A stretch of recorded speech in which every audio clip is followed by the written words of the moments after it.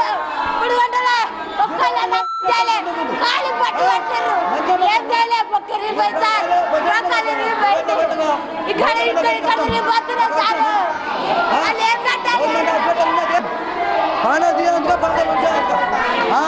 పశువుల హాస్పిటల్ అండి ఇది పశువుది అయింది హాస్పిటల్ మనుషులది కాదా 3 గంటలు చెప్పా ఆపేది ఏ డాక్టర్ 3 గంటలు చెప్పు వైద్యం చేసినాడు రమ్మన్నా పక్కం గారికి పెద్ద డాక్టర్ 3 గంటలు చెప్పవుతారా ఎటువంటి పెద్ద డాక్టర్ పెద్ద డాక్టర్ ఎటువంటి రమ్మని ఫస్ట్ రమ్మని పెద్ద డాక్టర్ పిల్లోని సార్ నేను 10 ఏళ్ళు ఉన్నాడు వాళ్ళ తండ్రి వాళ్ళ కాకలు పాములు వస్తుంటారు సారు చంపేస్తారు సార్ నన్ను ఆ పిల్లవాడికి ఇట్లా జరిగిందండి నా ఇంటి కాడ ఉన్నది అమ్మాయి సార్ అక్కడ జరిగింది యాక్సిడెంట్ సార్ పెట్టా సారు ఏం చేయమంటున్నారు సార్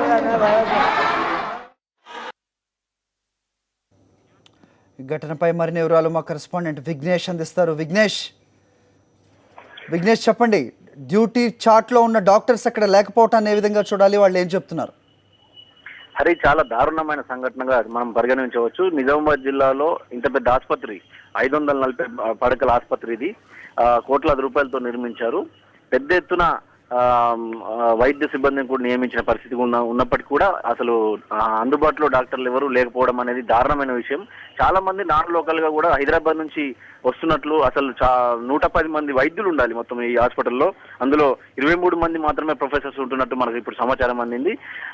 23 మంది కూడా ఏ టైంకి వస్తున్నారో ఏ టైంకి వెళ్ళుతున్నారో అనేది కూడా తెలియని పరిస్థితి ఉంది. మొత్తం మెడికల్ కాలేజ్ కి జిల్లా హాస్పిటల్ కు సమన్వయం లేకుండా పోవడంతో ఇట్లాంటి పరిస్థితి ఏర్పడింది. సూపరింటెండెంట్ కూడా సరిగా అందుబాటులో ఉండడం లేదు. డాక్టర్లు ఎవరు కూడా ఫోన్లు చేసినా అందుబాటులో ఉండడం లేదు. నిన్నటి సంఘటనే మనం ఉదాహరణకు చెప్పవచ్చు. డ్యూటీ డాక్టర్ ఆనంద్ 2 to 6 2 నుంచి 6 గంటల వరకు డ్యూటీలో ఉండాలి, కానీ అతను డుమ్మా కొట్టిండని చెప్పి మొత్తం సమాచారం అంతుంది. అసలు అందుబాటులో లేడు. వీళ్ళంతా కూడా మాక్లూరు నుంచి సంఘటన స్థలం నుంచి వెంటనే తీసుకొచ్చినప్పటికీ కూడా 3 గంటలు వేచి చూసిన అతను ఇబ్బంది పడే పరిస్థితి కనిపించింది. వీళ్ళంతా వైద్యం కోసం వేచి చూసి అతను ప్రాణాలు కోల్పోవడంతో ఆగ్రహం వ్యక్తం చేశారు. మొత్తం వైద్య సిబ్బంది తీరిపోయి అలాగే హాస్పిటల్ మీద కూడా ఆగ్రహం వ్యక్తం చేసిన పరిస్థితి. మొత్తానికైతే ఇక్కడ అందుబాటులో లేకపోవడం వల్లే అతను చనిపోయాడని చెప్పి, ఒకవేళ ఉంటే మాత్రం బతికేవాడని చెప్పి వీళ్ళంతా ఆవేదన వ్యక్తం చేసిన పరిస్థితి ఉంది. మనతో పాటు ఇక్కడ ప్రత్యక్ష సాక్షి పుష్ప అనే వాళ్ళ బంధువు కూడా ఉన్నారు. ఆమెను కూడా అడిగి తెలుసుకోవచ్చు. మాట్లాడండి ఒకసారి. Hello sir. పుష్ప గారు చెప్పండి సార్. అది యాక్సిడెంట్ అయిన వెంటనే తీసుకొచ్చారండి బాబుని హాస్పిటల్కి? సార్ నేను 2 గంటలకు ఇంటికి వచ్చిన సార్, పనికి వెళ్ళి 2 గంటల 2:20 మల్లుడికి యాక్సిడెంట్ అయింది సార్. వెంటనే తీసుకొచ్చారమ్మా? వెంటనే తీసుకొచ్చాం సార్. ఒక్క నిమిషం మాట్లాడకుండా ఆటో కిరాయి మాట్లాడుకొని వెంటనే 200 పెట్టి ఎండను తీసుకొని వచ్చిన సార్. అక్కడ ఎవరమ్మా నర్సులు మాత్రమే ఉన్నారా? డాక్టర్లు ఎవరు కనిపించలేదా మీకు? సార్ పిల్లగాన్ని తీసుకొని హాస్పిటల్కి వచ్చిన సార్. హాస్పిటల్ చేతుల మీద ఎత్తుకొని వచ్చిన, రక్తం అంతా పోతున్నది. అమ్మ మీ కాలు మోగుతా పిల్లగాన్ని బతికిరు అంటే 2 నర్సులు వచ్చిండ్రు సార్. నర్సు ఒక క్లీనింగ్ అయ్యారు, 3 వచ్చారు సార్. 3 వచ్చి ఆయనతో పిల్లగాన్ని వండ పెట్టిపిస్తే కొద్దిసేపు అన్నాడు. అయితే నేను లొల్లి పెట్టినా సార్. లొల్లి పెట్టిన, మీరు ఇక్కడ పట్టించుకోండి, పిల్లగాడి ప్రాణాలే పోతున్నాయి, మీరు ఏం చేస్తున్నారని లొల్లి పెడితే 2 నర్సులు వచ్చిండ్రు సార్.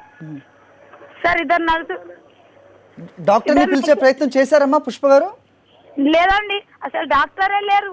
అసలు 3 గంటల వరకు బాబు బతికే వాళ్ళు సర్జరింగ్ చేస్తే అసలు బతుకుతుండే. అసలు సర్జరింగ్ చేయక లేక నా బాబు చనిపోయిండు.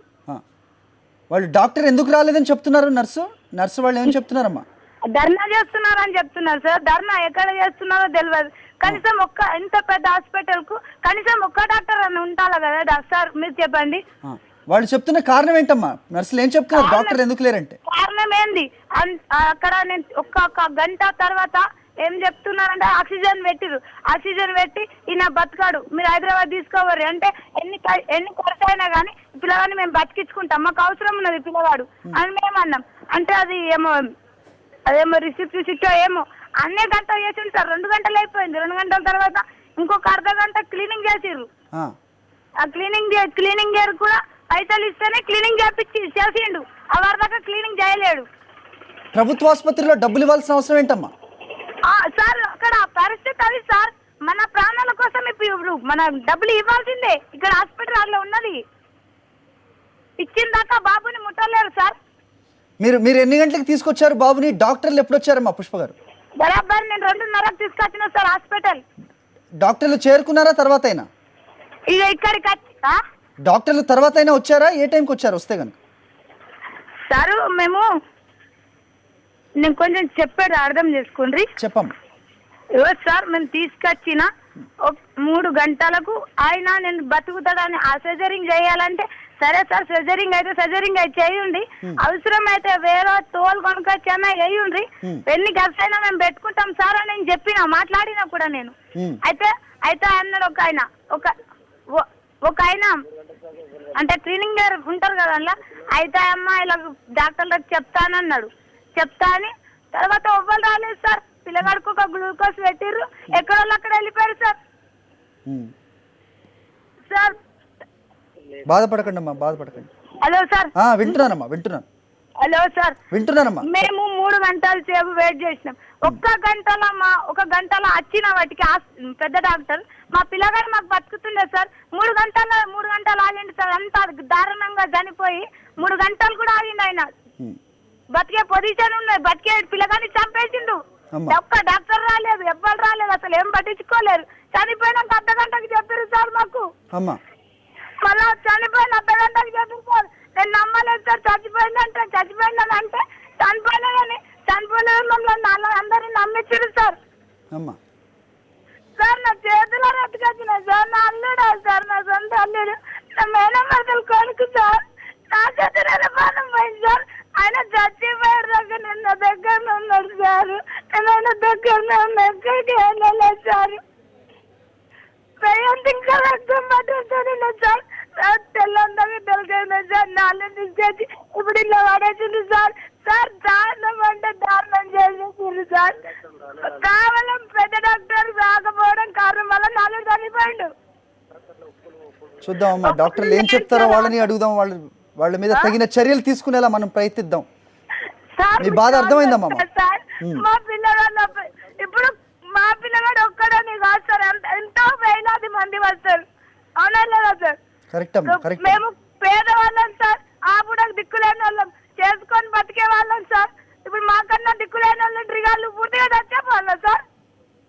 మీకు జరిగిన నష్టాన్ని మాకు అర్థమైందమ్మా. మీరు చాలా ఉన్నతంగా ఆలోచిస్తున్నారు, మిగతా వాళ్ళకి కూడా ఇలాంటి జరగకూడదని. చాలా థ్యాంక్స్ అమ్మా ఫోన్లో మాట్లాడినందుకు. థ్యాంక్స్ అమ్మా.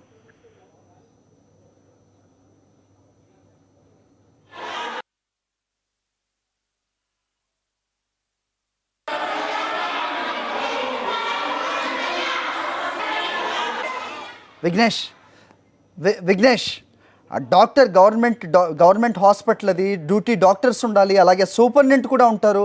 వాళ్ళు ఏం చెప్తున్నారు, డాక్టర్లు లేకపోవడం, ఆ లిస్ట్ కనబడుతుంది మనకి విజువల్స్లో. అంతమంది డాక్టర్లు ఉండాల్సిన సమయంలో ఏ ఒక్కళ్ళు లేకపోవటాన్ని వాళ్ళు ఏ విధంగా సమర్థిస్తున్నారు? సూపరింటెండెంట్ ఇద్దరు సూపరింటెండెంట్లు మొన్నటి వరకు పనిచేశారు. రాజేంద్ర ప్రసాద్, భీమ్ సింగ్ అని. భీమ్ సింగ్ అతన్ని ఇప్పుడు ప్రస్తుతం బాధ్యతలను తప్పించారు. రాజేంద్ర ప్రసాద్ అని మాత్రం ఉన్నారు. అతను హైదరాబాద్ నుంచి వస్తున్నాడు అని చెప్పి సమాచారం అందుతుంది. అప్ అండ్ డౌన్ చేస్తున్నట్టు. డిప్యూటీ సీఎం రాజే వచ్చిన సందర్భంగా మాత్రమే ఆయన కనిపించారు, తర్వాత కనిపించడం లేనిది రోగులు కూడా ఆగ్రహం వ్యక్తం చేస్తున్నారు. అయితే ఆయన కూడా ఫోన్ అందుబాటులో లేదు. ప్రస్తుతం ఆర్ఎంఓ డాక్టర్ విశాల్తో మనం మాట్లాడడం జరిగింది.